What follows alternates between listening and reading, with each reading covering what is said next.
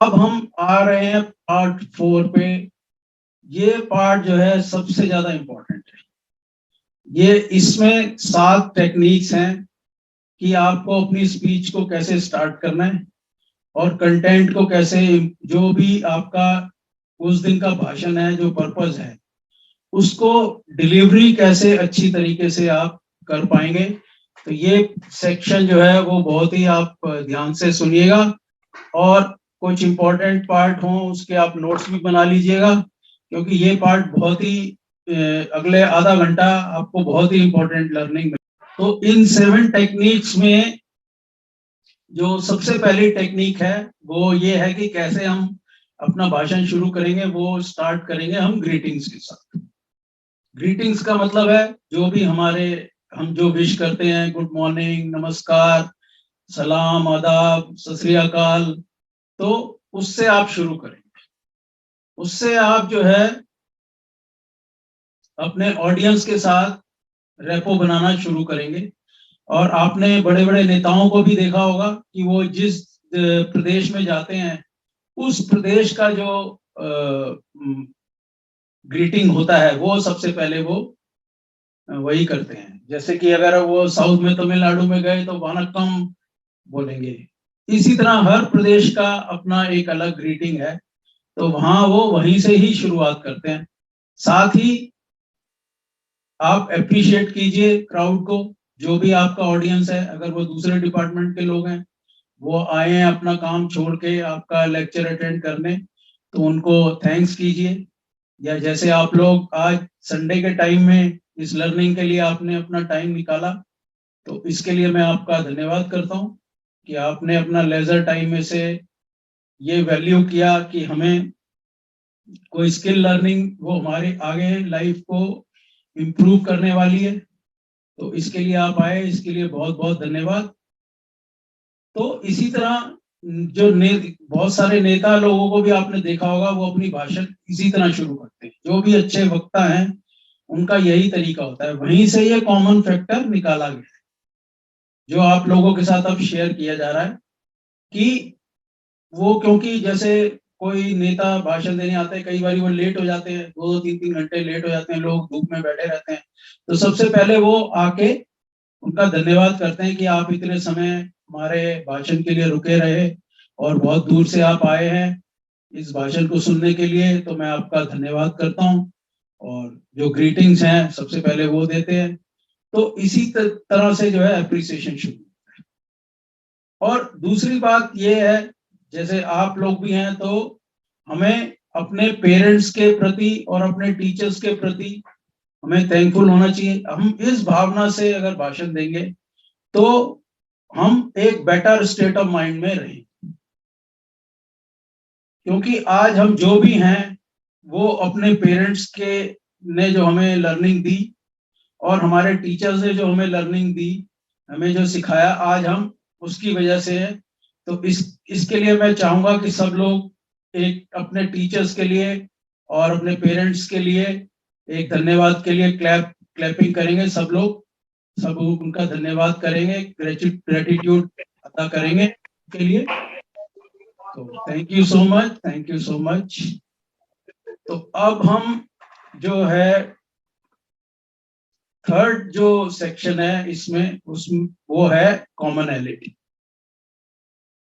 हमें सबसे पहले जो है ऑडियंस के साथ कॉमनैलिटी को हमें ढूंढना है।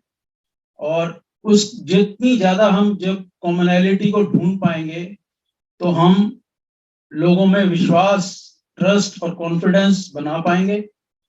और तब वो हम जो भी मैसेज देंगे वो लोग उसे अच्छे से रिसीव करें और वो अटेंटिव भी रहेंगे। जैसे कि हम आज यहाँ इकट्ठे हुए हैं तो कुछ हमारी फैमिली बॉन्डिंग है, हम इस वजह से इकट्ठे हुए। सेकेंडली, हम सब लोगों ने एक चीज को हमारा विश्वास है कि हमें अगर फर्दर ग्रो करना है तो हमें नए स्किल्स जो है वो एक्वायर करना। तो इसमें जो पब्लिक स्पीकिंग स्किल है ये बहुत ही इंपॉर्टेंट स्किल है। इसके ऊपर हालांकि ज्यादा ध्यान नहीं दिया जाता, क्योंकि कोई ये स्कूलों में ये पढ़ाया नहीं जा रहा है, हम स्कूलों में ये पढ़ाया नहीं जा रहा। लेकिन मैं इस चीज को आपको शेयर करता हूँ। मैं पिछले 30 साल से इस बात को, मेरे को ये जो है लर्निंग हुई कि ये एक, अगर किसी को अच्छे से आता है पब्लिक स्पीकिंग और वो इफेक्टिवली कम्युनिकेट कर पा रहा है, तो वो जरूर अपनी लाइफ में जहां भी वो पहुंचा है उससे कहीं ज्यादा अच्छी उसकी सक्सेस हो सकती है। तो आप जो हमारे इतने क्लोज हैं, तो आप लोग जरूर इस लर्निंग को फॉलो करें, इसको प्रैक्टिस करें, ताकि आप देखेंगे कि आप लाइफ में बहुत ज्यादा, फिर आपकी सक्सेस रेट बहुत ज्यादा बढ़ गया। और कॉमनैलिटी जो है वो किसी भी तरह की हो सकती है, चाहे वो रीजन की हो, आप किसी एक क्षेत्र को बिलोंग करते हैं, या आप एक तरह के इनकम ग्रुप को बिलोंग करते हैं, या आपकी भाषा एक तरह की है, या आपका प्रोफेशन एक तरह का है, कोई एजुकेशन आपकी एक तरह की है, या कुछ हॉबीज हैं, तो कॉमनैलिटी किसी भी तरह की हो सकती है। तो जब हम कॉमनैलिटी को देखेंगे और लोगों को अप्रिशिएट करेंगे, ग्रीटिंग्स देंगे, आपको उन जैसे, आप जो है ऑडियंस के जैसे नजर आएंगे, तो आप ये देखेंगे कि आपकी मैसेज जो आगे आप देना चाह रहे हैं वो बहुत ही अच्छे से आप दे पाएंगे। तो ये सब चीजें हम जब ध्यान में रखेंगे तो हमारा जो रेपो है बहुत अच्छा बन जाएगा। और सेल्स वाले लोगों के लिए भी ये बहुत जरूरी है, क्योंकि हम लोग जो है कोई भी अपनी जो सामान है, कोई भी महंगा सामान है, कोई घर है या कोई महंगी ज्वेलरी है, वो हम अपने जानकार के लोगों से, या कोई LIC पॉलिसी है तो वो हम अपने फैमिलियर लोगों से लेना चाहते हैं, जहां जिसपे हमारा ट्रस्ट है, जिसपे हमारा कॉन्फिडेंस है, हम उस पे लेना चाहते हैं।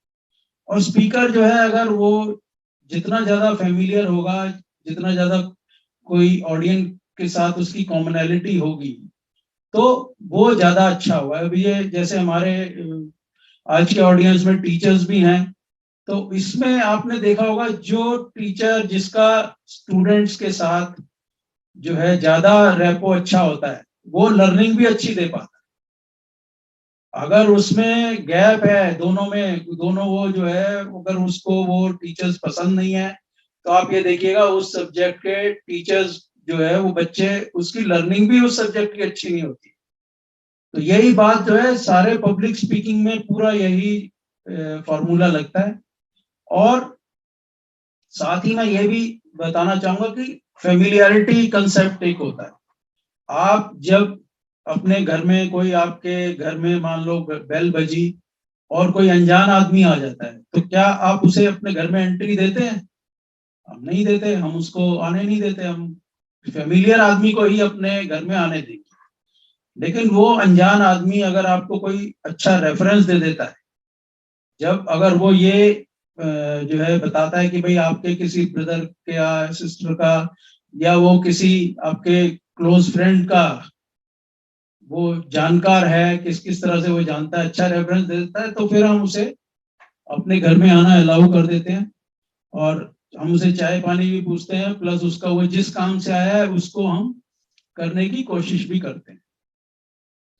तो फेमिलियरिटी जब होगी, एक दूसरे को हम अच्छे से जानेंगे, ऑडियंस को भी जान लेंगे, ऑडियंस को भी डर नहीं रहेगा कि स्पीकर किस वजह से आया है और ये कौन है, क्या इसका पर्पस है, तो हम बेहतर तरीके से एक दूसरे के साथ कम्युनिकेट कर पाए। और हमारे को उसमें जितना गैप कम होगा उतना अच्छा रहेगा। मैंने अभी लास्ट संडे मोदी जी का भाषण सुना, तो वो उसमें भी वो यही कह रहे थे कि भाई मैं आपकी तरह, जब वो कहते हैं मैं प्रधानमंत्री नहीं हूं, मैं प्रधान सेवक हूं, मैं आपका चौकीदार हूं, मैं आपके साथ हूं, मैं आपकी तरह ही एक आम आदमी हूं। तो वो क्या कर रहे हैं, वो ऑडियंस के साथ कॉमनैलिटी और फेमिलियरिटी बना रहे हैं। क्योंकि आप जब एक पायदान पे होंगे, एक बराबर होंगे, तब आप जो है वो उससे बेहतर संवाद कर सकेंगे, बेहतर आप कम्युनिकेट कर सकेंगे। तो ये 3 पार्ट शुरुआत में बहुत जरूरी, ग्रीटिंग्स, अप्रिशिएट और कॉमनैलिटी। इन फैक्टर्स को आप ध्यान में रखेंगे तो आप जो है एक बेहतर आपकी पब्लिक स्पीकिंग होगी। तो अब हम आगे नेक्स्ट पार्ट पे मूव करते हैं।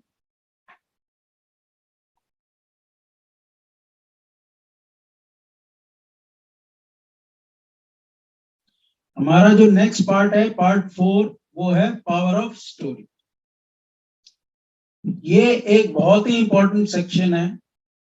आप इस तरह से अपना भाषण शुरू कर सकते हैं, आई रिमेम्बर, मुझे याद है कह के आप कोई भी ऐसी स्टोरी या ऐसा कोई इवेंट जो आपकी लाइफ में गुजरा हो, जो उस लेक्चर के साथ रेलेवेंट हो, अगर वो आप बताते हैं तो उसमें सबसे ज्यादा अच्छा मैसेज जो है वो जाता है।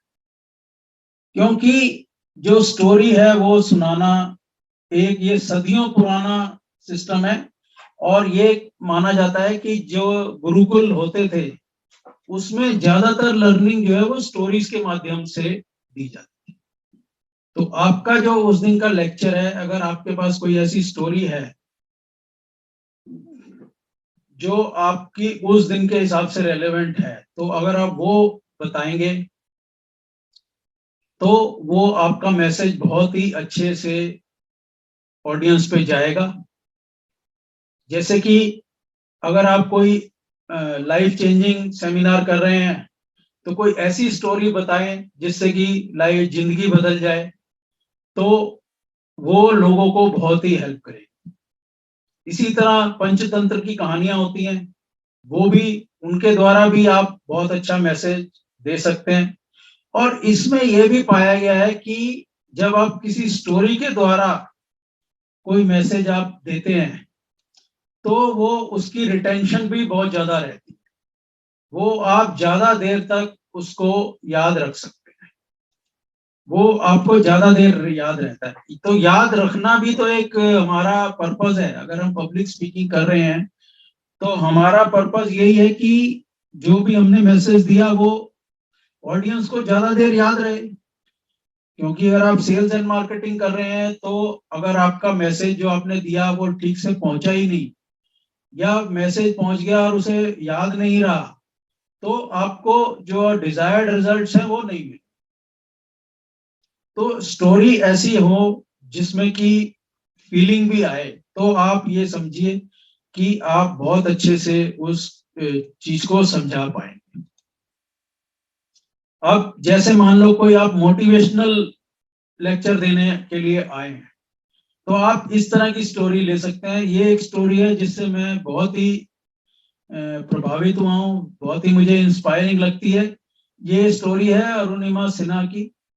तो ये जो है एक फर्स्ट फीमेल है एम्प्यूटी जिसने माउंट एवरेस्ट को क्लाइंब किया है। एम्प्यूटी का मतलब है इसकी जो है वो टांगे नहीं है, आर्टिफिशियल लिम्ब पे इसने जो है वो माउंट एवरेस्ट क्लाइंब किया है। तो ये पहली महिला है भारत की जिसने माउंट एवरेस्ट को कॉन्कर किया। और इसके साथ मिसहैप ये हुआ कि ये एक हालांकि स्पोर्ट्स वुमेन थी, लेकिन एक ट्रेन की जर्नी के दौरान कुछ गुंडों ने इसकी चेन खींची और इसको ट्रेन से बाहर फेंक दिया।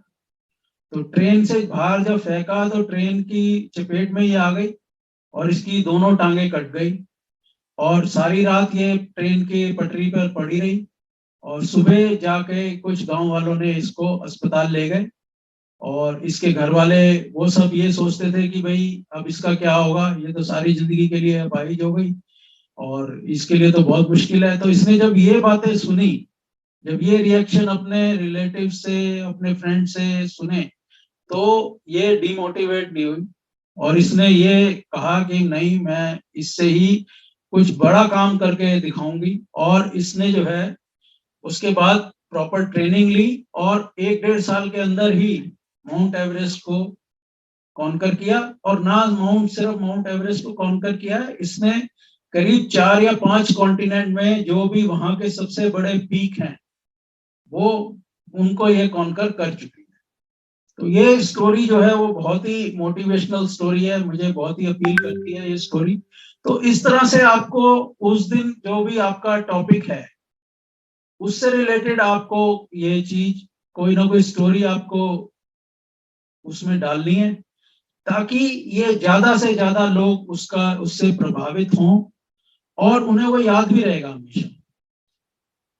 जैसे कि मैंने अपने बारे में एक, जो है, मेरे से किसी ने ये पूछा, भाई आपकी सक्सेस का राज क्या है, तो मैंने वो स्टोरी सुनाई थी जो पंचतंत्र की कहानी है, 4th क्लास में मेरे साथ को मैंने सुनी थी, अपना काम स्वयं करें। तो वो एक चिड़िया की कहानी है, मैं अभी तो इतना समय नहीं है वो सुनाऊं, लेकिन मैं एक एग्जांपल देना चाह रहा हूं कि वो कोई स्टोरी है, वो आपका जीवन बदल सकती है। उसमें जो लर्निंग होती है वो आपको बहुत सारी डायरेक्शन देती है। मुझे भी उस स्टोरी ने लाइफ में बहुत सारी डायरेक्शन दी। मैं जहां भी अटका तो उसने मेरे को हिम्मत दी कि नहीं, आप अकेले चलते रहिए, मेहनत कीजिए, आप जरूर सक्सेस होंगे। और बहुत सारे समय वो स्टोरी सच साबित हुई।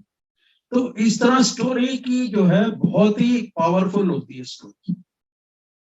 आपको अपने स्टाफ को जो है मोटिवेट करना है, या आपने अपने स्टूडेंट्स को मोटिवेट करना है, या उनको कोई मैसेज देना है, तो आप जरूर कुछ स्टोरीज को, पंचतंत्र की कहानियां या कोई और मोटिवेशनल इंस्पिरेशनल स्टोरीज जो अच्छी, उनको आप पढ़ें और उनको उस पब्लिक स्पीकिंग में आप उसको शामिल करें।